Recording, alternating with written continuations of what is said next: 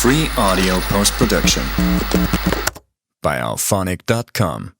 Hi, I'm Andy Smiley, your friendly podcast guide. I help you start and launch a podcast that is fun and fulfilling. I share tips, stories from my own journey, and insights from podcasters I admire. In this episode, I'm experimenting with a different format. Instead of just sharing my phenomenal conversation that I had with Whitney Archibald, I'm dipping my toe into the narrative format. You'll notice that instead of listening to just Whitney and I's conversation, you'll hear me pop in to transition us to the next part of our conversation. This is my first attempt, so I know that it isn't going to be perfect, but I'm excited to try. And as a reminder, if you only have the capacity to implement one thing, at the end of the episode, I'll tell you what that one thing should be, so you don't feel overwhelmed trying to figure out where to start. Whitney is the host of the parenting podcast, The Family Lab, where she helps us all realize that parenting is one giant experiment. And that perspective also bleeds into the way that she podcasts. So I get bored easily. I like to try different formats, and I also like to learn and try new things. And my whole shtick is experimenting. So I have tried a lot of different formats for podcasting. On my show currently, I have 4 different formats. One is a top 5 episode where we choose a topic and pick a top 5. That's the one Andy was on with me. So That was so fun. When I'm going to write an episode for an interview, it always starts with research. I think sometimes we jump right into the writing and we forget how much research has to happen before you write an episode. And that includes interview questions. I include that in the writing of my episode. So I usually try to kind of come up with an intro that will introduce a theme to the interview. If I can think of a story, that's always a great way to start an episode. A story, an anecdote, something hopefully with a little humor. Basically, I'm ready to the hook. Totally. And I don't always come up with the hook at the beginning, but I always try to come up with at least a rudimentary hook. Often the hook comes after I've done the interview and had these epiphanies from our conversation or whatever. But I always try to write a hook. I kind of write an introduction, get some of the business out of the way, and then I just dig into whoever I'm interviewing. I listen to other interviews that they've done so I can see like what they're good at talking about. Either I'm reading their book and taking notes along the way, or I'm listening to other interviews from them, whatever resources I have from that person. And then I'm just compiling questions. Then I kind of organize those into an outline. Totally. Once I do that, though, I don't stick to my questions very well during an interview. But it just gives me a framework, a guide to that interview. And then I always figure out what I want to lead with, what question I want to start with. And then I follow their lead and let the conversation take its course, while still I've researched enough that I know the general shape that I want the interview to take so that I can guide them back in. But I also want to follow interesting tangents like, wait, what did you say there? Like, you really did that with your family? Like, I've got to know more. Where'd you get that idea? Or, and sometimes I need to bring it back. And I usually kind of know how I want to end it, but sometimes I don't. Sometimes I get surprised by the interviewer. And so, I've given them these questions, and then sometimes I don't ask them. But then at the end, I always do ask, is there anything you wish I would have asked that I didn't? And that can be from my original questions or just something else that they want me to ask. And then we cover that just so I don't leave something out big or leave something that they're passionate out. But that's basically how I construct an interview episode. So either for, one of my top 5, like when I have a top 5, I ask people, okay, come with your top 5, obviously. And I, with Andy, it was podcast episodes. I'm doing one on family movie nights. I give them the leverage to be like, you can just do it your top 5 of all time, or you can come up with a subcategory. That's great too. So they have that guidance. I give them a simple structure of the interview. I give them questions, and then we kind of go with that shape that I've created. So we usually go from broad to narrow is my general rule. Yes, totally. Well, and truly, okay, as you were talking, I was remembering We are such podcast nerds, Whitney. But when we went to the podcast conference last year, what's it called? Something Evolutions. Podcast movement. Thank you. Podcast Yeah. Movement Evolutions. Uh-huh. We got to hear from Dallas Taylor about his podcast, 20,000 Hertz. Mhm. And when you were talking about like the last question that you ask, his last question that he asks is some, I'm going to butcher it, but is some version of, if you could summarize everything that you've talked about tonight in like 2 minutes. I don't remember how long, but like a short amount of time, what would you say? And he says he always uses that clip somewhere in the episode. And I just love so that genius. idea. I forgot about that. I'm so glad you reminded me. Well, there you go. Because you so often need that, and it sounds so much better coming from them. Mm-hmm. Especially at the end when they've been talking about it for 30 to 45 minutes. Then they've kind of like fleshed it out. It's all out there. They know all of the things that they want to say. And that kind of, and honestly, it just helps them sound smart, which you want them to sound smart and they want to sound smart. So it's like a win-win. Well, plus you have rapport by then. I always find that helps me so much with something I've been struggling with, actually.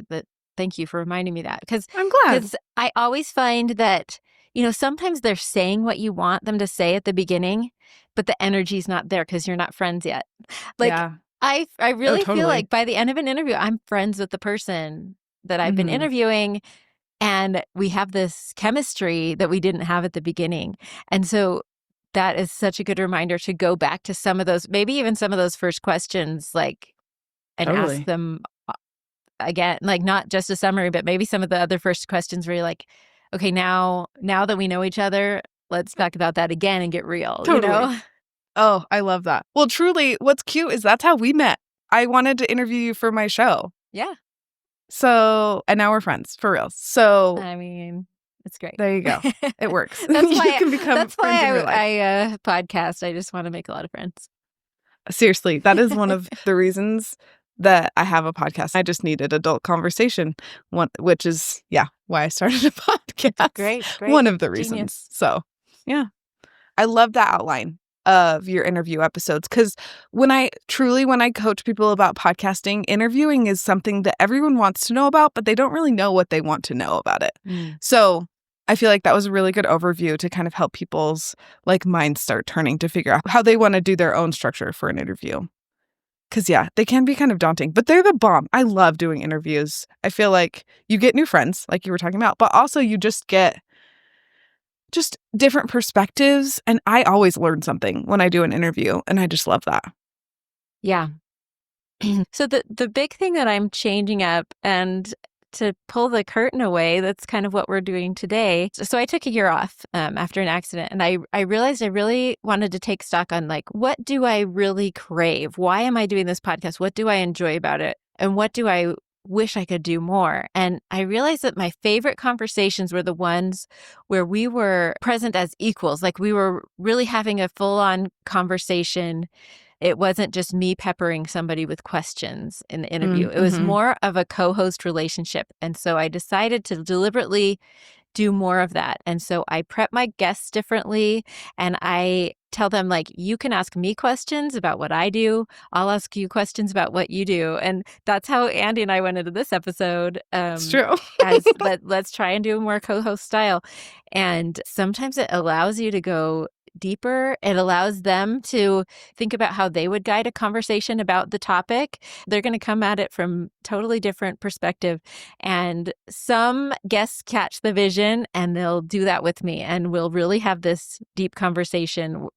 Some of the most popular podcast hosts already do this. They have this deep philosophical conversation, and they're like, oh yeah, I never thought of that. And let's go there. And let's develop these ideas together instead of like, I want to know what's in your brain, which is also fascinating. But if you're both doing it, it can be so magical. And so I'm really trying to develop that skill. That's the big skill I'm trying to develop. So that's what I'm doing. I have a co-host for the first time on my book club series, where she's a regular host, and she's going to be on it. Sometimes we have another guest Oh, that's fun. We're the baseline, and we're collaborating and figuring out how that works. We'll be getting better at it, I hope, as it goes along. But even my other guests for the lab podcast, I tell them that we're kind of co-hosts leading them through these labs. We're both going to give ideas. We're both going to give examples. And it's been a super fun experiment so far. So that's awesome. Well, and truly, I feel like that's another way for you to be seen as an expert, right? Is when you're both giving your ideas in an episode instead of just asking for all of your guests' ideas. Yeah. Yes, I still think solo episodes are good, but that's another way that you can bring in that aspect of, I'm not just asking for someone else's advice. We're having a conversation where we're both giving our ideas and everything. I love that. Let me just tell you, solo episodes can be super intimidating. I used to be so intimidated by solo episodes that my podcast was exclusively interview episodes. I did not want to touch solo episodes. But I realized there are a lot of benefits to having solo episodes within my podcast catalog. My show used to be only interview episodes, and I realized that it didn't ever give me room to be the expert on the topic. And so I've started to try and incorporate more solo episodes, and I do feel more like the expert. So yay. Okay, I'm going to interrupt you there because please. That is such a common thing for when you're starting to podcast, because we've all listened to those episodes where the host is all about themselves and you're like, I came here, I wanted to hear about the guest. But I think sometimes we overcorrect and we make it so much about the guests that they don't get to know us as the host. And honestly, if they're a regular listener to a podcast, they are there for you. And they want to get to know you as a host. Anyway, that's just my plug for solo episodes. I just had a friend who was like, but I liked your guests, but I wanted to hear more from you. And I was like, oh, yeah. So I'm doing solo episodes more this season too. So anyway, keep going. I interrupted you. No, I love it. No, and it's true. And I feel like, especially when you start a podcast, you're just kind of nervous about the whole thing, right? You're just trying to figure it all out. So solo episodes feel a little bit daunting. And so this is like us giving you permission to do a solo episode. Just try it. It's going to work out fine. They're easier because you don't have to schedule anything. It's so true. There's so much less admin involved with the solo episode, which does definitely cut down on my podcasting time, because now I'm only editing one episode a month. One interview a month, and then 3 solos. It makes it so much easier. When I first started doing solo episodes, I would write it out word for word. And I think this was like a control thing for me. And I think it was also a nervous thing. I was scared I was going to say something wrong, or I was going to stumble over my words, and editing was going to take forever. And truly, editing did not take as long because I was reading word for word, but I also sounded like a robot. And then people weren't really able to get to know me because it was all very scripted. So when I decided to start doing video, I decided I didn't want it scripted anymore because I didn't want to just have someone watch me read. That felt really awful. So I switched to bullet points, and it does take me a little bit longer to edit solo episodes now, but I am getting better at it too. The more that I've practiced, the less, I think I'm getting better at editing solo episodes, but I think I'm also better at just recording them in general. I don't go on as many tangents, and I can make it all flow a little bit better just because I've practiced it more. So this is my plug for doing bullet points instead of scripting. It will make you sound like more of a human. It will take you a little bit longer to edit, at least at the beginning, but it is worth it. And especially I used a script to edit. And so if you don't know what Descript is, you just put your MP4 or MP3 into Descript, and then it spits out a transcript at you. So all you have to do is highlight whatever you want to get rid of and then delete it. It makes editing so much easier. And that is another reason. Well, I love Descript for many reasons, but that is one of the main ones, is it's made editing in general easier, but especially solo episodes. Yeah. I use Riverside, and it does the same thing. So that's so interesting. And it's just developing another skill. So there's the writing skill that you kind of developed at first when you were, which probably helped you organize your thoughts. It's true. And helped qualify you to be able to do the bullet point method. It was probably kind of a stepping stone because you figured out how to organize your episodes, how you wanted them to flow.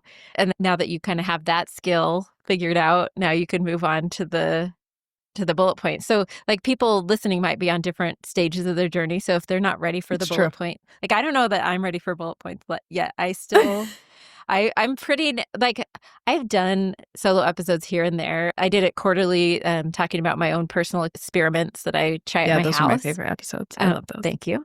But that's pretty easy because I'm talking about myself and but I'd Totally. still write out everything. It also depends on your goals because I am a writer from the beginning. Like I started in magazine writing. I love the writing process. I love that's how I think.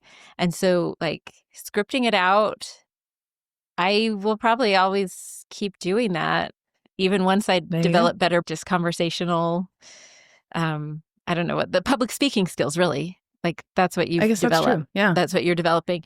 But because I have experience on the mic now, I write it, I edit it, I get so familiar with my script that I can just glance as if it's an outline. But I'd still like to have the whole thing scripted out and written, partly because I love the craft of that, writing that Totally. in the first place. And I have specific phrases that I want to use that I don't want to forget. So, I think it's partly why are you podcasting? For me, it's to get better at writing for that craft. But if you want to get better at public speaking, I mean, they go hand in hand. But They do. Yeah. being able to speak off an outline is such a huge, awesome skill that I probably should experiment with some episodes that way and just get better at that skill too. So, Well, okay, as you were talking, I'm realizing that like when I'm writing an episode, a solo episode, let's say, I'll just kind of brainstorm and just kind of like almost like I'll just kind of like throw up on the page and be like, these are all of the things I could talk about in this episode. And then I'll kind of pick and choose like the 3 to 5 favorites. But I really like that you said that writing an episode isn't bad. You're right. Like it just depends on what you want. And if you do want to build that public speaking skill, like speaking from an outline from bullet points instead of a script, but you still want to work on writing or you still want that piece, you could write it all out beautifully. And then that could be like your blog post, right? yeah. That's gorgeous with headings and all of that stuff. And then you pull from that your bullet points for the actual episode. Because like you don't want to throw away. Like, if you're really good at writing, like, don't not do that, right? Like, Right. Well, you gotta make sure you're doing all you're gonna do. Yeah. And it comes down to like figuring out what is your competitive advantage. Yeah. Like writing and editing are the skills that I've been trained in, and those are my competitive advantage. They make me different. They don't make me better because there are a lot of podcasts that I listen to that I can tell they're just good at speaking off the cuff and being funny spontaneously, and they're natural and lovable, and those are their competitive strengths. So I think it really comes down to knowing yourself, leaning into your strengths, but not being afraid to expand your skill set too once you get those down, Yeah, totally. Well, and like we love to talk about like experimenting. Try something. Like if you've always written them out, try bullet pointing. If it sucks and you try it for a month and like nothing's getting better, then stop. Like don't force yourself to keep going. But at least trying that out, you'll probably learn some things about yourself, or like something in that process will probably help you. If nothing else, it'll help you know that you never want to do that again. Right. So like there's never a question. I really love that. And I love that you said like it doesn't make you better, it just makes you different. It is so true that we listen to different podcasts for different reasons. And you just need to figure out what reason you want your listeners to listen to you. If it's to get straight facts that you don't want to mess up, then write it out so that you don't mess it up, right? Or if it's just you want to give them some tips, but you also just want it to be like a conversational vibe, then the bullet points might be a better fit for you. Yeah, well, and some people want to have a conversation. They want to have a parasocial relationship with you. They want to be your friend, and they want you to just chat at them. And that may be the kind of podcast you have.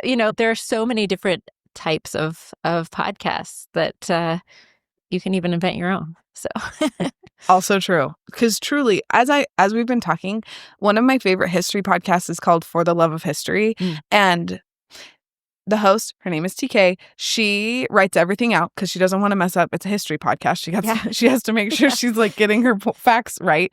But she has these little Like if she says something funny or like if she mispronounces something, she has these little asides almost with the listener. Like my favorite thing she'll do sometimes is she will ask Google if she's said something correctly, like pronounced it correctly, but she leaves it in That's cute. the episode. Yeah. So like So she's so human. I feel so it's got that like back and forth of like, yes, she reads the script to make sure that she gets it right. She's also a really good storyteller. And I think that's part of like she writes really good stories. And so as you were like inventing your own like version, I feel like she's kind of done that in she writes it, but she also has these asides that are like off the cuff. That's that cute. I absolutely I like love. that. Yeah. Yes. Okay. Now I feel differently. For me, I still like bullet points, but but I'm seeing that like bullet points aren't for everyone. So thanks for helping me broaden my view, Whitney. Well, you know. Oh, I love it. So this next part of the episode is what actually inspired me to try out this narrative format for this episode. Whitney is kind of the queen of this format, so learning from her about narrative format, narrative style was absolutely amazing. I've done a lot of narrative podcasts for another podcast I do called the Y Magazine podcast for BYU, Brigham Young University, and they're telling a story from beginning to end. But it's interesting in podcasting because you don't always know before you interview what the story is going to be, what the shape is going to be. So it's more investigative journalism, and you're interviewing, 2 to 3 different sources, and you're finding out what the story is. You're kind of crafting it along the way. I'll often write like 3 different hooks as I'm going like, oh, wait, no, this is going to be the hook. I don't quite know what it is until I have all the information.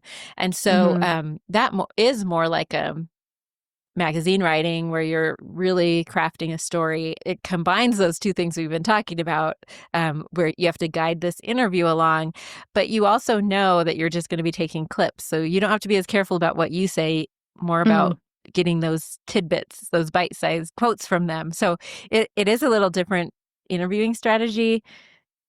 It's definitely a different writing strategy. And then you get Wait, 1 second. Something you said, and I don't want to forget it, so I'm going to say it right now. Yeah. One thing that I've noticed, and I have to remind myself this often when I'm interviewing people, but I can ask them to say something a specific way. Like, hey, will you tell me the story of how you started your podcast, but will you tell me it like you're telling a classroom full of kids? I don't know. Like you can say something like that. And then, but you're only taking the first part when you say, can you tell me the story of how you started your podcast? And then get rid of the part where you're like you're telling a classroom full of kids, right? Yeah. Like I feel like sometimes I forget that I can edit myself. Like I know that I can logically, but I think in the moment I'm like, oh no, I have to say this perfectly right. Like no, you don't. You can even go back and like re-record yourself asking the question better, right? Like there's no downside. So when you were talking about how like you're just taking clips so you don't have to be as careful with your words, I feel like that's something that I need to be reminded of often, even if I am keeping my words in there. Like you can redo it if you need to. Oh, and I do that all the time in an interview. I'm like, I said that really weirdly. I'm going to say that again. And I do that like at least once in an interview, but usually multiple times. I'm like, this is your permission to do the same thing because I'm going to say that. And that makes them feel more comfortable too. And I start an interview that way too. I'm like, hey, I edit. So if you don't like the way you said something or you gave too much information or not enough information, just say rewind, start again. Totally. I say the same thing. And I also say I do it because I sound better after I edit. I sound smarter. And they always laugh. And I feel like it always helps like break the tension a little bit. Yeah, totally. Gives them permission. Okay, yeah. Sorry, If you're doing that, you kind of go into it knowing what clips you think you want and you try to get those. But then, often you learn more along the way and you get surprised. So I do write like a rough outline before I do the interviews of like what kind of things I want, just from what I know from my research on that story. Then I kind of know what sound bites I need to get. And so I write the questions based on that. But it often totally changes after I've interviewed them and done the investigations. And so then I'll go back and restructure. Sometimes it's reframed the whole structure of the piece once I do those interviews. But then I go back through those interviews and I start to make those clips. I just go through, I listen. I usually copy and paste that part of the transcription and put it right into my script. And then I have just the script with all these bits and pieces from each interview. And then I can move those around like a puzzle and form those into my narrative. And then I write my narrative in between them and connect them all and turn it into a story. That's a process. That's maybe not something that especially beginner podcasters are going to attempt the narrative structure, but it sure is fun. And I've even applied the narrative structure to many interviews. It can save your behind because sometimes an interview isn't good, really, or there's pieces, but they were kind of scattered all over the place, or they just are kind of boring. And sometimes you just need to summarize big swaths of their boring how I got from here to there, like they are not boring themselves, but they are not maybe necessarily gifted in animated storytelling or they haven't had much practice in front of an audience, whatever it is. But all is not lost if you have an interview that you're like, oh no, there's nothing quotable from that. It happens to all of us.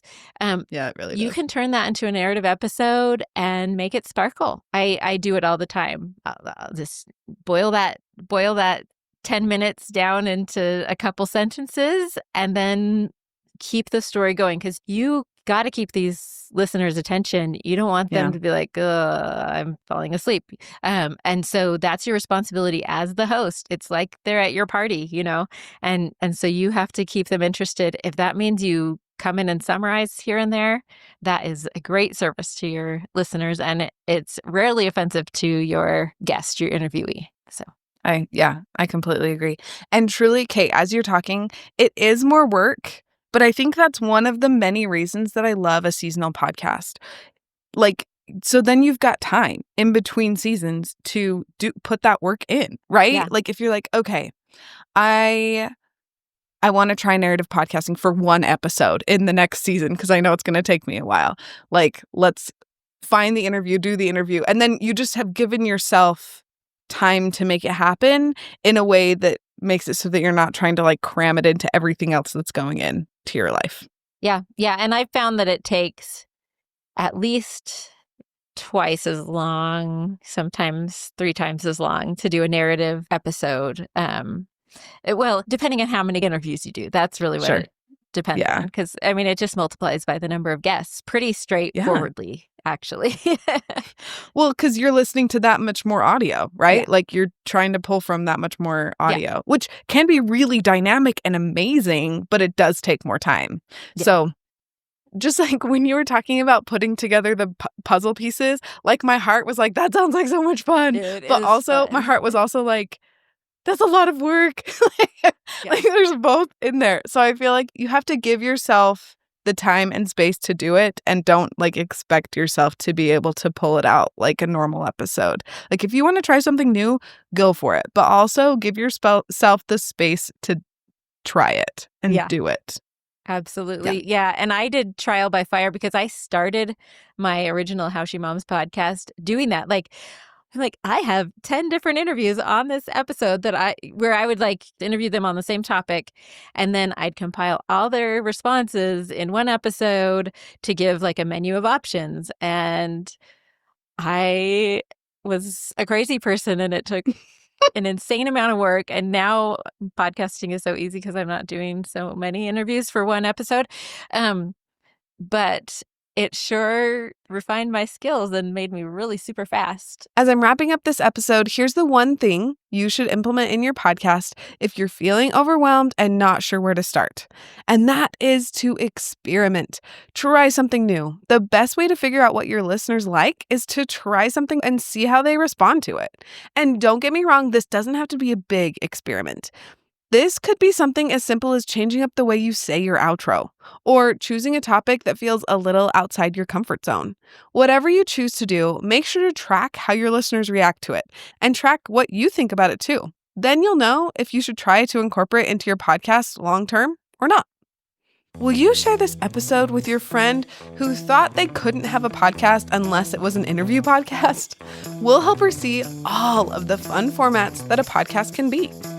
In next week's episode, I shared the rest of my conversation with Whitney. We are such podcast nerds, and we went off on some fabulous tangents during our chat that didn't fit in with this episode, so I put them all together in their own episode. Because there are some amazing nuggets of wisdom in all of those tangents that I just had to share. Thanks for being here, and I'll see you next week. Free audio post-production by alphonic.com.